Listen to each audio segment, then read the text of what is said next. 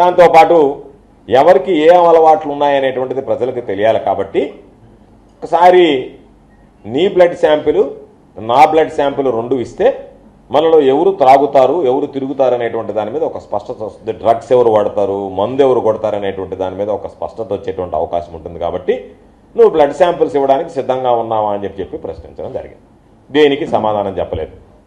ఈరోజు నేనే ప్రజా జీవితంలో ఉండేటువంటి వాడు ఇటువంటి వెధవలు ఏదన్నా బురద తల్లినప్పుడు దానికి సంబంధించి ప్రజలకి సరైనటువంటి నిర్దిష్టమైనటువంటి సమాధానం చెప్పాల్సినటువంటి అవసరం ఉంటుంది. కాబట్టి అందులో భాగంగా నా పాస్పోర్టు కారులో లభ్యమైంది అని అన్నారు.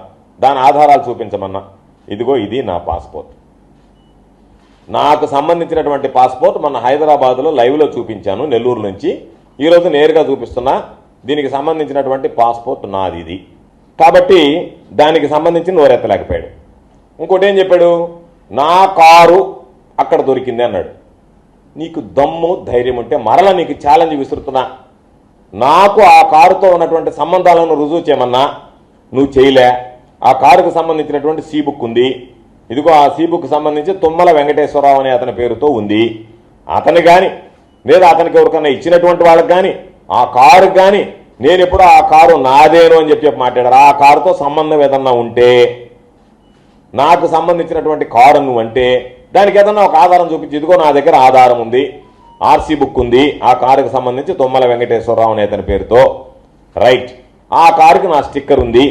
స్టిక్కర్ ఉంది కాబట్టి అది ఏ విధంగా పోయిందన్న తర్వాత నేను నెల్లూరు ఎస్పీ గారికి మా పిఏ వెళ్ళి కంప్లైంట్ ఇవ్వడం జరిగింది. ఎందుకంటే మాకు ఇచ్చినటువంటి స్టిక్కర్లు 3 స్టిక్కర్లు ఏదైతే ఇస్తారో ఆ 3 స్టిక్కర్లు మా బళ్ళకు ఉన్నాయి. కాబట్టి ఈ స్టిక్కర్ రావడానికి అవకాశం లేదు.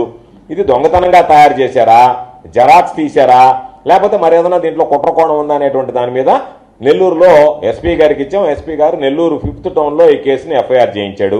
ఆ ఎఫ్ఐఆర్ కాపీ ఇది. ఈ సమాజంలో నువ్వు ఒక చర్చకి తెరదీశావు. అన్నిటి మీద, అన్ని అంశాల మీద మాట్లాడదాం. దేని మీద మాట్లాడదాం? క్లబ్బులకు పోయే అలవాటు, ప్యాకాడే అలవాటు నీకుందా, నాకుందా?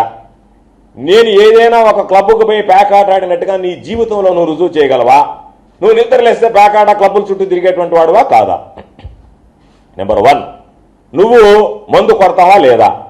డ్రగ్స్ వాడతావా లేదా?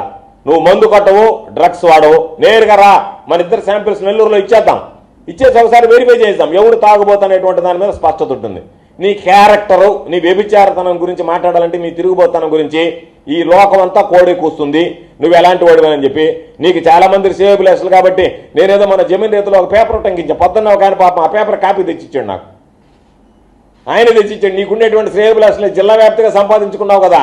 నువ్వు రాజకీయాల్లో నువ్వు సంపాదించుకున్నటువంటి శ్రేయబులాసులు అంతా ఇంత కాదు. కాబట్టి అయ్యా ఆ పేపర్ మొత్తం లేదేమో, అందుకని ఆ పేపర్ కాపీ మొత్తం ప్రింట్అవుట్ తీసుకొచ్చి ఇచ్చినానని చెప్పాడు. దీంట్లో ఇది 12 పేజీలో తమరి గురించే. మన ఎమ్మెల్యేలలో ఇంత నీచులు ఉన్నారా? ఎమ్మెల్యేలో కామపిశాచి పని చెప్పు. ఈ పత్రిక రాసినటువంటి సంపాదకుడు సరైనటువంటి వాడు కాదు, ఆ పత్రిక విలువ లేదని చెప్పు. పని అదేనే చెప్పు. లేదు ఈ పత్రికలో రాసింది వాస్తవమని చెప్పు. రెంట్లో ఒకటి చెప్పాలి కదా. ఈ పత్రికలో వచ్చినటువంటి వార్తనైనా ఖండించాలా. ఆ పత్రిక కరెక్ట్గా రాయలేదు, ఆ పత్రిక సరికాదు, మంచిదే. జమీన్ రైతు పత్రిక విలువ లేదని చెప్పు. లేదనుకుంటే నాకు విలువ లేదని ఒప్పుకో. ఏదో ఒకటి ఒప్పుకోవాలి కదా. ఇది వచ్చిన తర్వాత దీని గురించి మాట్లాడిన తర్వాత నీ గురించి పుంకాలుగా కథనాలు వచ్చిన తర్వాత సరే రకరకాలనేట్టు వచ్చినాయి. ఇంకొకటి కూడా వచ్చింది, సరస శృంగార కోవిదుడి చంద్రమోహనుడు అని చెప్పి రాలేదా ఆర్టికల్ నీ గురించి.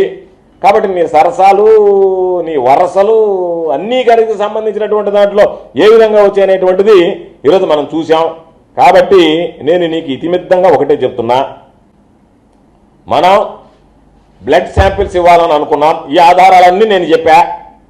తెలియనటువంటి ఆధారం, తెలిపాల్సినటువంటి ఆధారం పబ్లిక్కి నువ్వు మందు కొడతావు, డ్రగ్స్ వాడతావు నేను అంటున్నా. నువ్వు నా గురించి గ్యాంగ్స్టర్ అన్నావు. గ్యాంగ్స్టర్ అనేవాడు మందు కొట్టాలా, డ్రగ్స్ వాడాలని నేను అనుకుంటున్నా. దాని ప్రకారం రేవు పార్టీలు అంటే. కాబట్టి నేను నా శాంపిల్ ఇవ్వడానికి సిద్ధంగా ఉన్నా. నేను నెల్లూరులోనే ఉంటా, మరో 3 రోజుల పాటు ఉంటాను. నువ్వు ఎక్కడన్నా బయట ఉన్నా సరే, ఏదన్నా పార్టీల్లో క్లబ్బుల్లో ఉన్నావేమో, ఆ వ్యవహారాలను చక్కబెట్టుకుని నెల్లూరుకు రా, ఇబ్బంది ఏమి లేదు. అర్జెంటుగా కూడా రాబడలే. 3 రోజుల్లో 4 రోజుల్లో మీడియా ముఖంగా పలానా రోజు నేను వస్తున్నానని చెప్తే నేను ఎదురు చూస్తా. మన ఇద్దరం వెళ్దాం.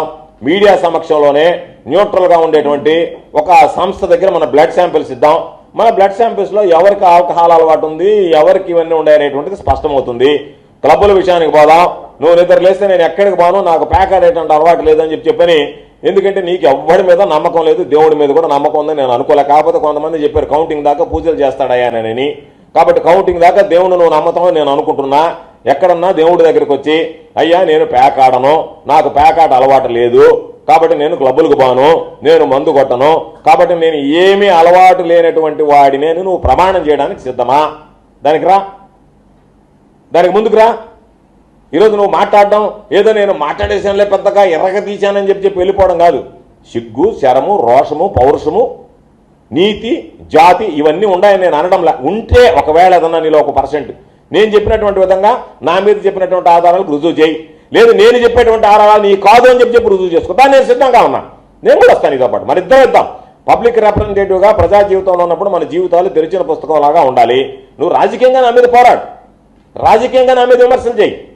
ఎన్ని రకాలైనటువంటి విమర్శలు చేశావు నువ్వు, అనేక రకాలైనటువంటి కంప్లైంట్ చేశావు నా మీద ఎన్నికల కమిషన్కి. అవి చెయ్యి, ఎందుకంటే రాజకీయాల భాగం. నువ్వు వ్యక్తిగత జీవితంలో ఒక వ్యక్తిగతంగా నా మీద మరక చల్లాలనో లేకపోతే నా మీద బురద చల్లాలనో నువ్వు చేసినటువంటి ప్రయోజనం, నువ్వు చేసినటువంటి ప్రయత్నం ఈరోజు తిప్పి ఆకాశం మీద ఉమ్మేస్తే నీ ముఖాన పడ్డట్టుగానే నిన్నే జనాలు చీకొట్టేటువంటి పరిస్థితి వచ్చిందో లేదో ఒక్కసారి జనంలోకి వెళ్ళి కనుక్కో.